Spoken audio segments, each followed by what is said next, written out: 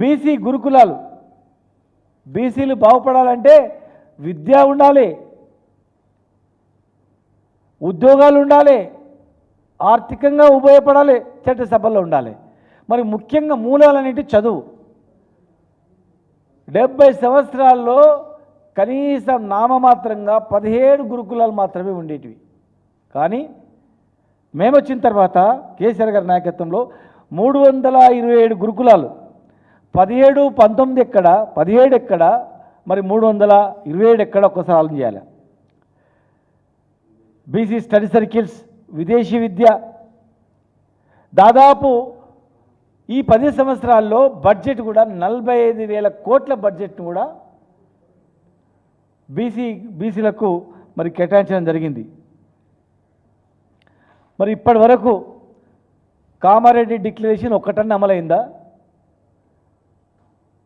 BC enumeration చేసిర్రు, తక్కువ చేసి చూపించారు, అయిపోయి అదొక్కటే చెప్పుకోవడానికి ఏముందంటే ఇగో బీసీ ఎన్యుమరేషన్ చేసినాం. దాంతోపాటు మరి ఏ నోటిఫికేషన్లో రిజర్వేషన్ ఇచ్చిర్రు.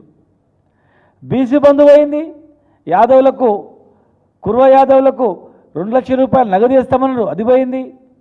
ఉత్తిత చేప పిల్లలు పోయినాయి, లూనాలు, తర్వాత మత్స్యకారులకు ఇచ్చినటువంటి డీసీఎంలు అవి పోయినాయి, ఒక్కటి ఇవ్వలేదు ఇంతవరకు.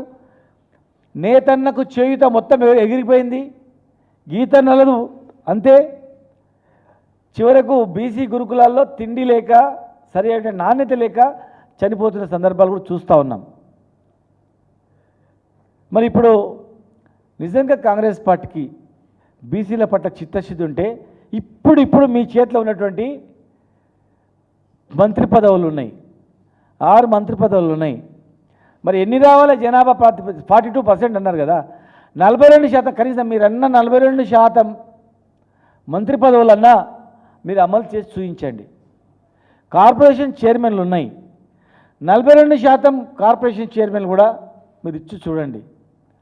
అధికారులు ఉన్నారు, కీలకమైనటువంటి శాఖలలో అధికారులను కూడా నియమించండి. కేసీఆర్ కిట్ అనేది ఎగ్గొట్టేసారు. గవర్నమెంట్ హాస్పిటల్లో ఎవరు ప్రసవిస్తారు? ఓసీలో ఉన్నటువంటి కొంతమంది నిరుపేదలు. 99% ఎస్సీ, ఎస్టీ, బీసీలు ఉంటారు వాళ్ళు. కేసీఆర్ కిట్టు ఎగ్గొట్టేసిండ్రు, కొత్త గురుకులాల సంగతి లేదు. కనుక కామారెడ్డి డిక్లరేషన్ను వెంటనే మీరు అమలు చేయాలని చెప్పి మేము డిమాండ్ చేస్తూ ఉన్నాం. దయచేసి భేషజాలకు పోకుండా, మేము ఏదో చేస్తున్నాం చెప్పుకోకుండా, చెప్పడం కాదు, నిరూపించండి మీ చేతిలో ఉన్నది.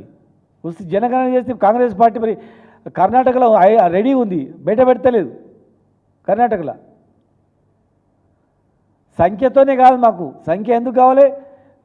రిజర్వేషన్ ఇచ్చినప్పుడు ఎవరైనా కోర్టుకు వెళ్తే మీ సంఖ్య ఎంత ఉంది, ఎట్లా ఇవ్వాలి, ఏ రకంగా ఇచ్చిర్రు అని చెప్పి కోర్టు ద్వారా అనేక అంశాలు వెనుకకు పోయినాయి. కనుక మాకు చేయండి, మా ఆర్థిక స్థితిగతులు బయటపడతాయని చెప్పి చట్టానికి లోబడి అది అడగడం జరిగింది.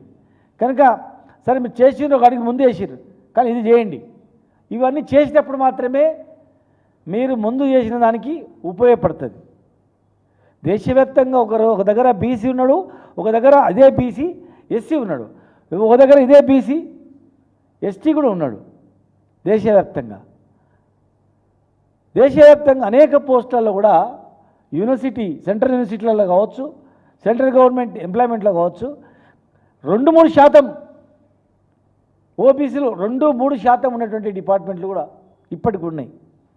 50% పైగా ఉన్నటువంటి కేంద్ర ప్రభుత్వ రంగ సంస్థల్లో, కేంద్ర ప్రభుత్వ ఉద్యోగాలలో, కొన్ని డిపార్ట్మెంట్లలో 1-2% మాత్రమే ఉన్నారు. జనాభాలో 60%, ఉద్యోగాల్లో 1-2% అంటే ఎక్కడ న్యాయం జరుగుతుంది చెప్పండి? ఇలా దాదాపు 12 లక్షల కోట్లు బ్యాంకులో ఎగ్గొట్టిర్రు. ఒక 15 మంది, 15 మంది బడా పారిశ్రామికవేత్తలు 12 లక్షల కోట్లు ఎగ్గొడితే అందులో ఒక్కడు కూడా బడుగు బలహీన వర్గాల్లో లేడు. అంటే దోసుకుపోయిన సొమ్ములో కూడా లేడు. లోన్లు తీసుకుంటున్నారు, మాఫ్ చేస్తున్నారు, అటు సైడ్ ఒక దోపిడీ జరుగుతూ ఉంది. చట్టసభలలో ఒక రకంగా జరుగుతూ ఉంది. కేవలం 80 కోట్ల జనాభా ఉన్నటువంటి ఈ దేశంలో వీళ్ళను ఓటు బ్యాంకుగా మాత్రమే చూసింది తప్ప వీళ్ళను గౌరవించాలి, చట్టసభలలో రిజర్వేషన్ ఇవ్వాలి, కేంద్ర మంత్రిత్వ శాఖ ఇవ్వాలి, రిజర్వేషన్ కలిగించాలి అనేటువంటిది ఎక్కడ కూడా కనపడట్లేదు, కనిపించలేదు. అందుకే కాంగ్రెస్ పార్టీకి మేము డిమాండ్ చేస్తూ ఉన్నాం, కామారెడ్డి డిక్లరేషన్ ప్రకారం మీరు విద్యా ఉద్యోగాలతో పాటుగా మీరు ఇస్తున్నటువంటి కుర్వ యాదవులకు కానీ, నేతన్న చేయుతకు కానీ, విశ్వబ్రాహ్మణులకు కానీ, న్యాయ బ్రాహ్మణులకు కానీ, రజక సోదరులకు కానీ, గీత కార్మికులకు కానీ మీరు ఇస్తున్నటువంటివన్నీ, దళిత బంధు కానీ ఇవన్నీ కూడా వెంటనే గిరిజనులకు కానీ మీరు ఇచ్చిన హామీలన్నీ కూడా నెరవేర్చినప్పుడు మాత్రమే అవుతుంది. ఒక్క జనగణన చేసి అది తక్కువ సంఖ్య చూపించి ఇది మోడల్ అంటే, ఈ మోడల్ ప్రకారం దేశం పోతే మళ్ళీ మొత్తం సర్వనాశనం కావడానికి అవకాశం ఉంటుంది. కనుక మీరు అమలు చేసి మీరు మోడల్ అని చెప్పండి, కామారెడ్డి డిక్లరేషన్ మొత్తం అమలు చేసి మీరు మోడల్ అని చెప్పండి. మేము కూడా చెప్తాం, కాంగ్రెస్ పార్టీ ఇగో విద్యా ఉద్యోగాల రిజర్వేషన్ కలిగించింది, మాట ప్రకారం ఈ వర్గాల వాళ్లకు నిలబెట్టుకున్నది, ఈ మోడల్ తీసుకోండి అని చెప్పి. కేవలం జనగణనతోనే మాత్రమే మోడల్ అనుకుంటే మాత్రం కాదది.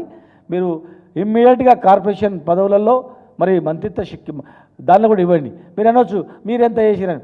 మేము చట్టసభలలో అత్యధిక ఎమ్మెల్యే సీట్లు ఇచ్చినాం, రాజ్యసభ మెంబర్లుగా బీసీ బడుగు బలహీన వర్గాలను పంపినాం,